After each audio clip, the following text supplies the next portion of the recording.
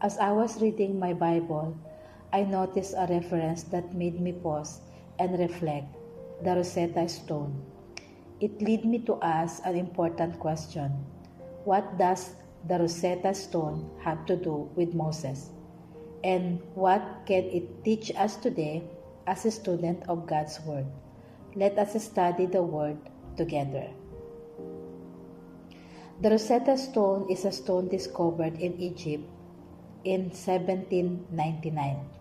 It contains the same message written in 3 different scripts: hieroglyphics, Demotic Egyptian, and Greek. This stone became the key that helped scholars unlock the meaning of Egyptian hieroglyphs, a language that had been lost for centuries. Now it is important to understand this. The Rosetta Stone was written long after the time of Moses. So why does it still matter when we study the Bible? The Bible tells us in Acts 7 verse 22, Moses was educated in all the wisdom of the Egyptian, and he was powerful in speech and action. Moses was raised in Pharaoh's palace, surrounded by the highest level of education Egypt could offer. The education Moses received in Egypt included training in language, writing, administration, law, history, mathematics, and religious studies, everything needed to serve in leadership and governance.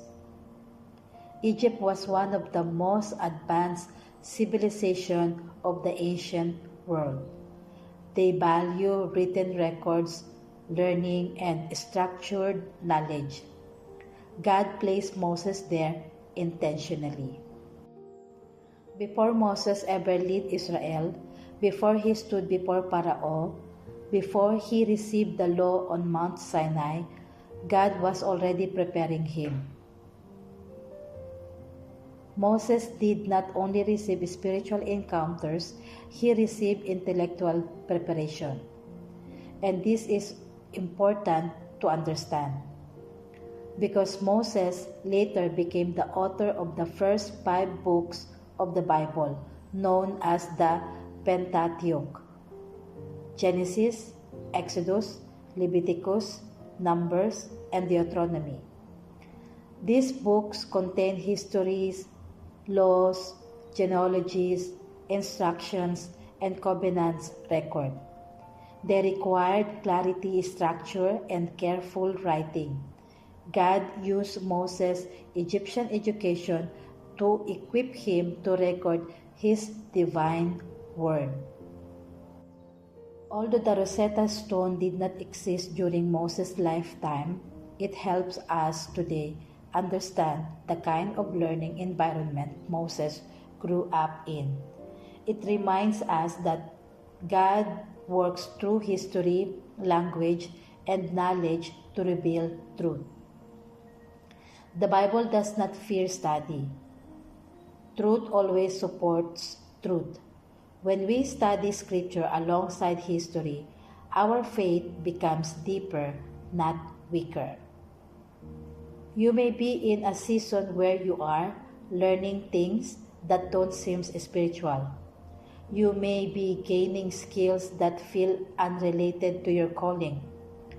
But remember Moses.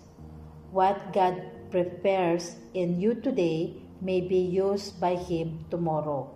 Nothing learned under God's guidance is ever wasted. Moses' life reminds us that God prepares His servants long before they understand their assignment. And the Rosetta Stone reminds us that God allows understanding to be revealed in His perfect time. Let us trust God's preparation. Let us study His Word deeply. And let us believe that God is working even when the full picture is not yet clear. This is Study Thy Word. Let us continue to seek wisdom, grow in understanding, and trust the God who prepares us before He calls us.